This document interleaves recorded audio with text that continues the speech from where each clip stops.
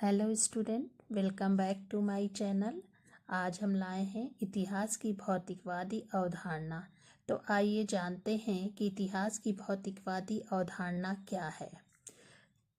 तो Karl Marx कहते हैं कि इतिहास की भौतिक अवधारणा मार्क्स का एक प्रमुख विचार है। इस विचार या सिद्धांत को ऐतिहासिक भौतिकवाद के नाम से भी जाना जाता है। वास्तव में ऐतिहासिक भौतिकवाद मार्क्स द्वारा दिए गए उनके समाज तथा इतिहास के सिद्धांत का नाम है। इसका आधार काल्पनिक या दार्शनिक नहीं, अपितु इस नियम की व्याख्या करता है जो कि मानव इतिहास की गतिविधि को निर्धारित करती है। इस सिद्धांत के द्वारा मार्क्स ने हीगल द्वारा प्रस्तुत इतिहास की आदर्शात्मक व्याख्या के स्थान पर अपनी भौतिकवादी व्याख्या प्रस्तुत की है।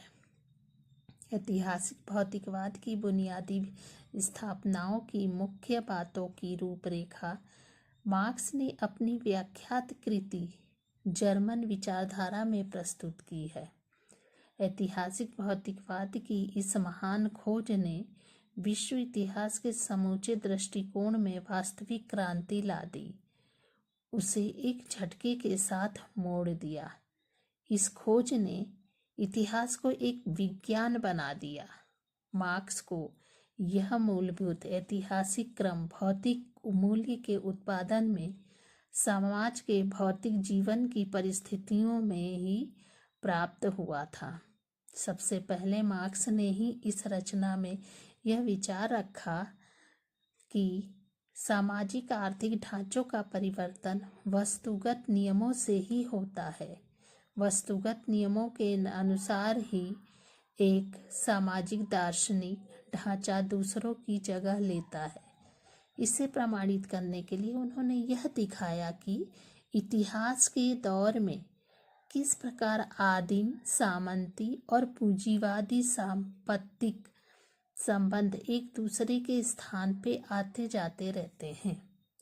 तो मार्क्स ने इसी सिद्धांत को इतिहास की भौतिकवादी अवधारणा में प्रस्तुत किया है।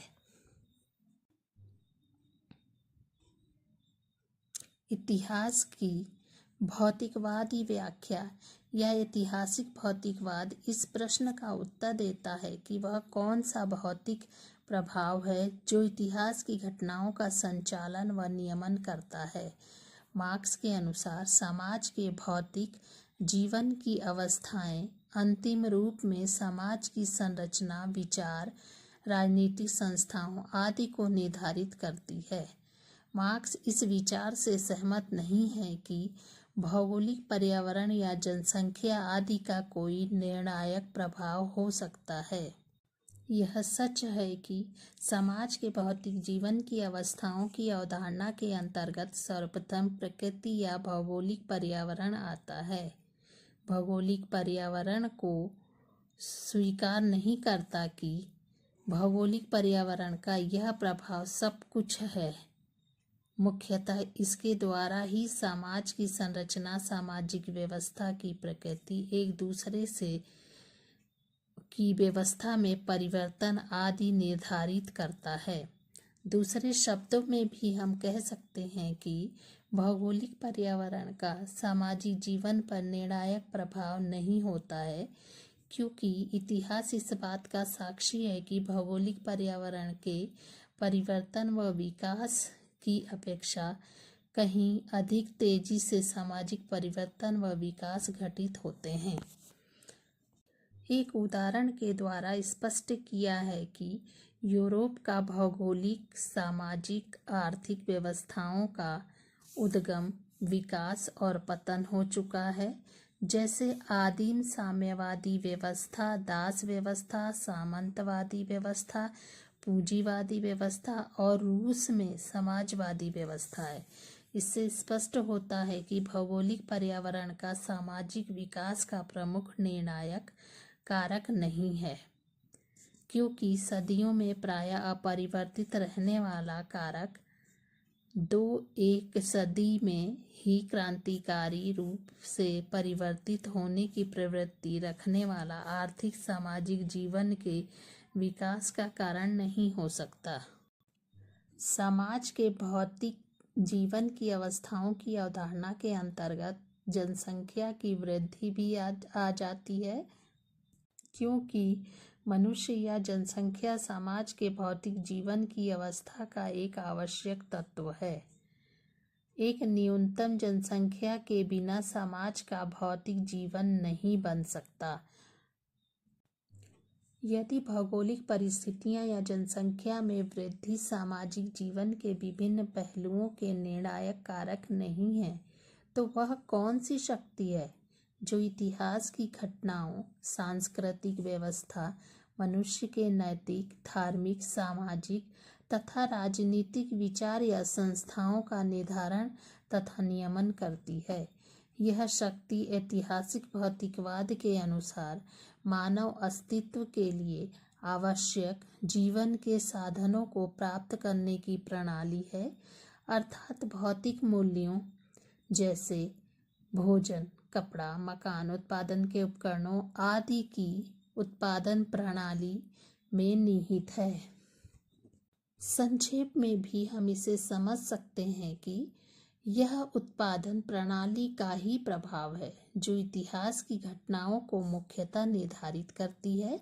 इसीलिए इसे मार्क्स के इतिहास की भौतिकवादी व्याख्या अथवा इतिहास की उत्पादन प्रणाली के माध्यम से जाना जाता है। मार्क्स के ऐतिहासिक भौतिकवाद का प्रमुख तत्व है आर्थिक निर्धारणवाद। इसका अर्थ यह नहीं है कि मानव जो कुछ भी करता है उसका निर्णय आर्थिक या भौतिक स्वार्थों की प्रेरणा से होता है। मार्क्स यह विश्वास नहीं करते कि आप सामाजिक व्यवस्था की व्याख्या उन विश्लेषण के द्वारा कर सकते हैं जिनसे प्रेरित होकर मनुष्य कार्य करता है। उनका कथन है कि इतिहास के निर्माण के लिए प्रथम आवश्यकता यह है कि मनुष्य जिंदा रहे और उसके जिंदा रहने के लिए उसे भोजन, कपड़ा, मकान आदि भौतिक मूल्यों की आवश्यकता पड़ती है। इन आवश्यकताओं की पूर्ति के लिए वह उत्पादन भी करता है और उत्पादन के लिए उसे उत्पादन के उपकरणों या साधनों की आवश्यकता भी पड़ती है। उत्पादन के ये उपकरण जिनके द्वारा भौतिक मूल्यों का उत्पादन होता है, मनुष्य जो उत्पादन के उपकरणों का प्रयोग और उससे भौतिक मूल्यों का उत्पादन करते हैं तथा उत्पादन, अनुभव और श्रम, कौशल ये सब तत्व एक साथ मिलकर एक समाज की उत्पादन शक्ति को बनाते हैं। परंतु उत्पादन शक्ति उत्पादन प्रणाली का केवल एक पक्ष है। उत्पादन प्रणाली का दूसरा पक्ष है मनुष्यों का उत्पादन संबंध। मनुष्य प्रकृति के विरुद्ध संघर्ष करता है और भौतिक मूल्यों के उत्पादन में प्रकृति को काम में लाया जाता है, परंतु यह सब मनुष्य अकेले या अलग अलग व्यक्तियों के रूप में नहीं, वरन सब मिलकर समूह के रूप में, समाज के रूप में करते हैं। अतः उत्पादन प्रत्येक समय में और प्रत्येक परिस्थिति में सामाजिक उत्पादन करता है। सामाजिक उत्पादन के सिलसिले में प्रत्येक व्यक्ति अन्य व्यक्तियों से किसी न किसी प्रकार का संबंध भी स्थापित कर लेता है। मार्क्स कहते हैं कि उत्पादन में मनुष्य केवल प्रकृति के प्रति ही नहीं बल्कि एक दूसरे के प्रति भी क्रियाशील होता है। किसी न किसी तरह से सहयोग करते हुए तथा अपने कार्यों के आपस में आदान प्रदान द्वारा ही वे उत्पादन करते हैं। उत्पादन करने के लिए उन्हें परस्पर मिलना तथा एक दूसरे से निश्चित संबंध स्थापित करना पड़ता है और केवल इन्हीं सामाजिक मिलन तथा संबंधों के अंतर्गत ही उत्पादन कार्य संपादित होता है। इसका तात्पर्य यह हुआ कि समाज के विकास का इतिहास वास्तव में उत्पादन प्रणाली के विकास का इतिहास अर्थात उत्पादन शक्ति और मनुष्यों के उत्पादन संबंध के विकास का ही इतिहास है। साथ ही सामाजिक विकास का इतिहास वास्तव में उन लोगों का इतिहास है जो कि भौतिक मूल्यों का उत्पादन करते हैं, और दूसरे शब्दों में सामाजिक विकास का इतिहास उस मेहनकश जनता का इतिहास है जो कि उत्पादन की प्रक्रिया में प्रमुख शक्ति है और जो समाज के अस्तित्व के लिए आवश्यक भौतिक मूल्यों का उत्पादन करती है। मार्क्सवादी इतिहास की व्याख्या इस प्रकार से की है। पहला है, जीवन और जीवित रहने के लिए भौतिक वस्तुओं या मूल्यों के उत्पादन और पुनः उत्पादन पर ऐतिहासिक विकास निर्भर करता है। अर्थात समस्त इतिहास या समाज के मूल दो बातें होती हैं। जीवित रहने के लिए भोजन, कपड़ा और मकान की आवश्यकता पड़ती है, और दूसरा बच्चों का उत्पादन ताकि मृत तथा अशक्त व्यक्तियों के रिक्त स्थानों की पूर्ति करके समाज की निरंतरता संभव हो सके। दूसरा है, मानव अस्तित्व के लिए सर्वप्रथम यह आवश्यक होता है कि मनुष्य जीवित रहे, तब कहीं वह इतिहास का निर्माण कर सकता है, और जीवित रहने के लिए भोजन, कपड़ा, निवास आदि की आवश्यकता उसकी प्रथम आवश्यकता होती है। तीसरा है, सर्वप्रथम ऐतिहासिक कार्य उन साधनों का उत्पादन करती है जिससे कि भोजन, वस्त्र और निवास आदि की आवश्यकताओं की पूर्ति हो सके। अर्थात स्वयं भौतिक जीवन का उत्पादन ही सर्वप्रथम ऐतिहासिक कार्य है। वास्तव में यही एक ऐतिहासिक कार्य है जो हजारों वर्ष पहले की भांति आज भी मानव जीवन को बनाए रखने के लिए आवश्यक है। अर्थात समस्त इतिहास की एक बुनियादी शर्त है। मनुष्य को सर्वप्रथम खाने पीने को, रहने और पहनने को चाहिए। उसके पश्चात ही फिर वो राजनीतिक, धर्म, कला, आदर्श आदि के संबंध में सोचता है।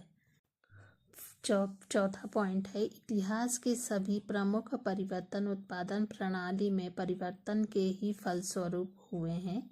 विभिन्न सामाजिक वर्गों की इतिहास तथा पद, लोगों के धार्मिक विश्वास, नैतिक आदर्श, कला, साहित्य, सामाजिक तथा राजनीतिक संस्थाएं आदि भी उत्पादन प्रणाली में परिवर्तन के साथ साथ बदलता रहता है।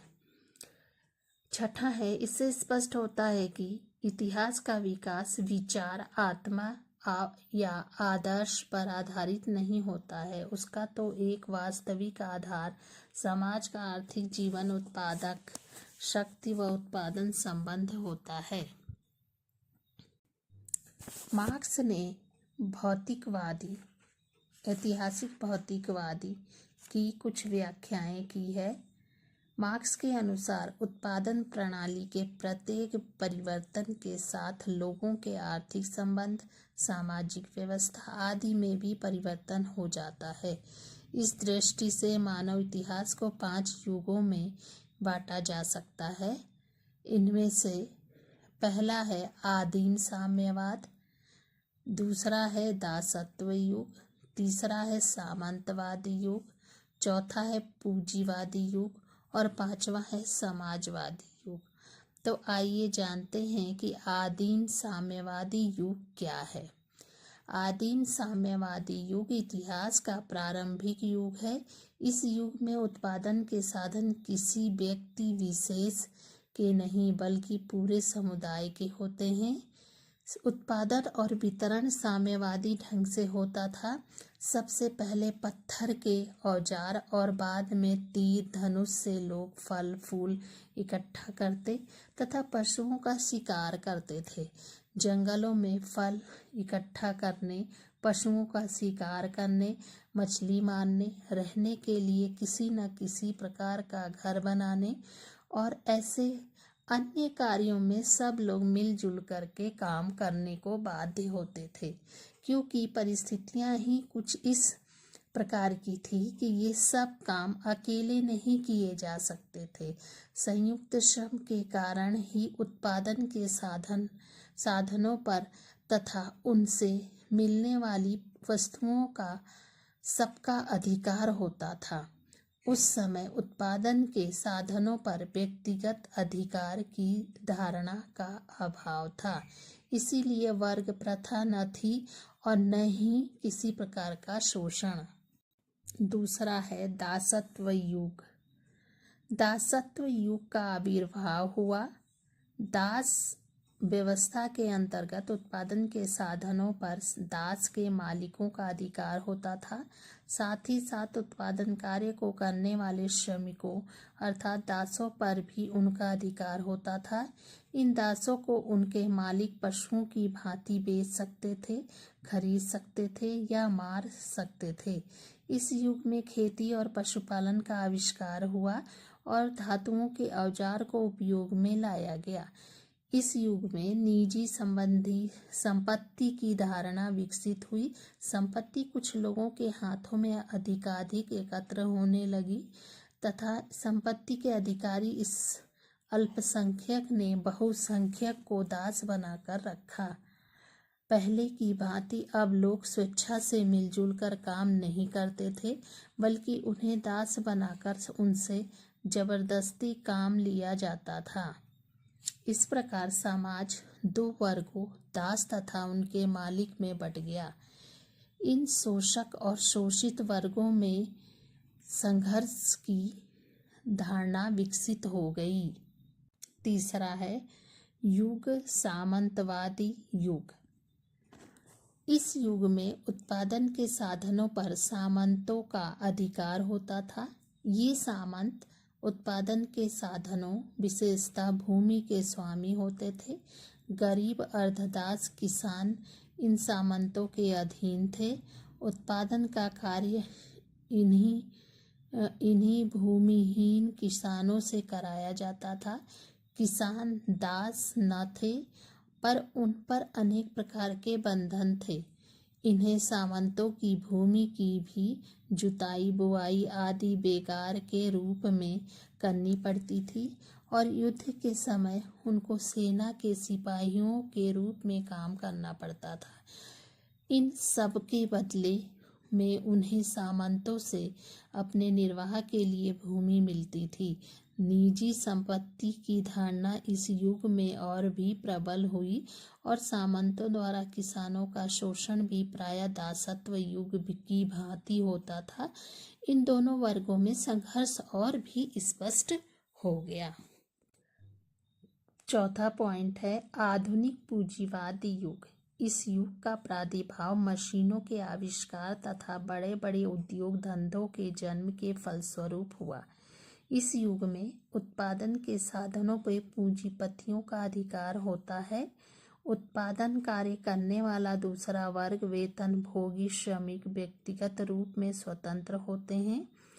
इस कारण दासों की भांति उन्हें पूंजीपति लोग बेच या मार नहीं सकते, परंतु उत्पादन के साधनों पर श्रमिक का कुछ भी अधिकार नहीं होता।